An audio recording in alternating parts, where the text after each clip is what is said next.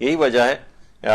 کہ دنیاوی لحاظ سے بھی اس کو دیکھیں تو ایک شخص آتا ہے پیغمبر اکرم صلی اللہ علیہ وآلہ وسلم کے پاس، آ کے کہتا ہے کہ یا رسول اللہ بہت فقر و فاقہ غربت بہت زیادہ ہو گئی ہے۔ پیغمبر نے فرمایا کہ میں تجھ کو بتاتا ہوں کہ اگر تو مجھ پر بہت زیادہ مجھ پر اور میری آل پر بہت زیادہ درود بھیجے تو غنی ہو جائے گا۔ یعنی غنی ہونے کا، یعنی دنیاوی لحاظ سے بھی فقر و فاقہ دور ہونے کا ایک نسخہ پیغمبر اکرم نے یہ بتایا۔ اچھا، جہاں یہ رزق کے حوالے سے بات آئی ہے اور غربت دور کرنے کے لحاظ سے بات آئی ہے، آج کل یہ اس قسم کا بہت دورہ چل رہا ہے، یعنی لوگ مالی لحاظ سے کافی پریشان ہیں، تو ایک ذکر اور اس سلسلے میں اس دوران جو ہے وہ بتا دیا جائے، وہ ہے جو کہ ہمارے امیر المومنین علی ابن ابی طالب علیہ الصلوۃ والسلام نے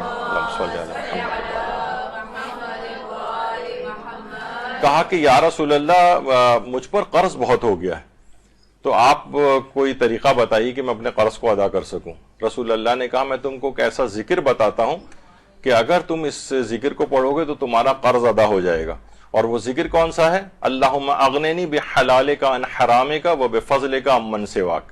اس کے اندر وہ اغننی نیچے لکھا ہوا ہے، اس کے بجائے جو اصل روایت میں ہے وبفضلک عمن سواک، یعنی آخری والی جو لائن ہے دوسری، اس میں اغننی نکال دیں، وبفضلک عمن سواک، یعنی پروردگار اللہم اغننی بحلالک عن حرامک، مجھے حرام سے تو بچا لے مجھے حلال عنایت کر کے، اور پروردگار مجھے لوگوں اس کے آگے کہ میں ان سے بے نیاز ہو جاؤں، ان کے آگے ہاتھ نہ پھیلانا پڑے، مجھے تو اپنے فضل سے غنی کر دے۔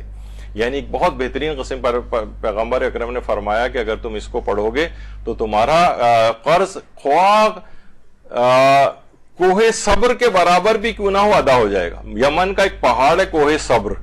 آج بھی ہے، اور یہ یمن کا سب سے بڑا پہاڑ، یعنی آپ دیکھیں اس کے مقابلے میں اتنی بڑی بڑی بلڈنگز بھی بالکل ایک نقطے کے برابر نیچے جو ہے وہ نظر آ رہی ہیں، اتنا بلند پہاڑ ہے۔ کہ پیغمبر فرماتے ہیں اگر تم پر اتنا زیادہ قرض بھی ہے تو وہ تمہارا ادا ہو جائے گا، چاہے وہ کوہ صبر کے برابر ہی کیوں نہ قرض ہو، یعنی اتنا زیادہ قرض۔ اللہم اغننی بحلالک عن حرامک وبفضلک عمن سواک، تو یہ اس کو پڑھا جائے۔ اچھا، شیخ بہائی فرماتے ہیں کہ مجھ پر، شیخ بہائی وہ ہیں جن کا حرام امام علی رضا علیہ الصلوۃ والسلام میں بھی ان کی قبر ہے، اللہم صلی علی محمد۔ کہہ رہے مجھ پر اتنا زیادہ قرض ہو گیا تھا کہ 1500 مسقال سونا مجھ پر قرض ہو گیا تھا، اور میں اتنا پریشان تھا،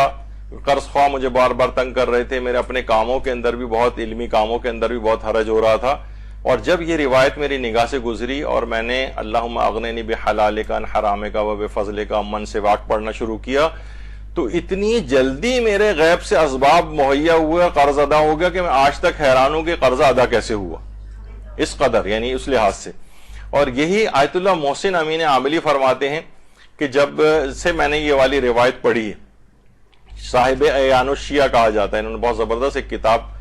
لکھی تھی کہ کسی نے اعتراض کیا تھا کہ شیعوں میں کوئی قابل ذکر شخصیت نہیں گزری ہے، تو انہوں نے اوائل اسلام سے لے کر اور اپنے زمانے کے دور تک اتنی زیادہ اس کی سینکڑوں تک جلدیں جو ہیں وہ لکھی جا چکی ہیں اعیان الشیعہ کی، اور ابھی تک ظاہر ہے یوں مکمل نہیں ہوئی کہ شخصیات آتی چلی جا رہی ہیں۔ تو ایک جملہ یعنی انہیں اپنی غیرت کے خلاف لگا کہ شیعوں میں کوئی قابل ذکر شخصیت نہیں گزری، ہم اس کے بعد انہوں نے لکھنا شروع کیا، یہاں تک کہ سینکڑوں جلدیں اس کی جو ہے بن گئیں۔ ان کو صاحب اعیان الشیعہ کہا جاتا ہے، محسن امین عاملی۔ یہ کہتے ہیں میں نے جب سے یہ اپنی نمازوں کے اندر یعنی قنوت کے اندر اللہم اغننی بحلالک عن حرامک وبفضلک عمن سواک پڑھنا شروع کیا، اس کے بعد سے لے کر اب تک مجھے رزق کی کبھی کوئی تنگی محسوس ہی نہیں ہوئی۔ تو یہ بہت زبردست ہے، کیونکہ صلوات کے لحاظ سے تو ذکر آئے تو میں نے سوچا کہ پیغمبر نے ایک ذکر یہ بھی تعلیم فرمایا تو یہاں پر اس کا بھی ساتھ ہی ذکر کر دیا جائے۔